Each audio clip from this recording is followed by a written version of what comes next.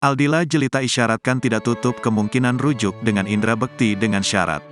Hadir di sidang perceraian perdana, Aldila Jelita ungkap alasan dirinya akhirnya yakin dan mantap untuk menggugat cerai suaminya, Indra Bekti. Aldila mengatakan jika keputusan cerai sudah menjadi kesepakatan antara dirinya dan juga Indra Bekti, dengan tetap menjalin silaturahmi. Ia mantap, karena udah kesepakatan berdua, kesepakatan bukan sendiri. Kita juga kalau dilihat tetap menjaga silaturahmi, ujar Aldila Jelita di Pengadilan Agama Jakarta Selatan, Senin, tanggal 13 Maret tahun 2023. Bahkan kemarin saat bertemu dengan anak-anak, Indra Bekti masih menanyakan kelangsungan hubungan mereka setelah resmi bercerai akan seperti apa.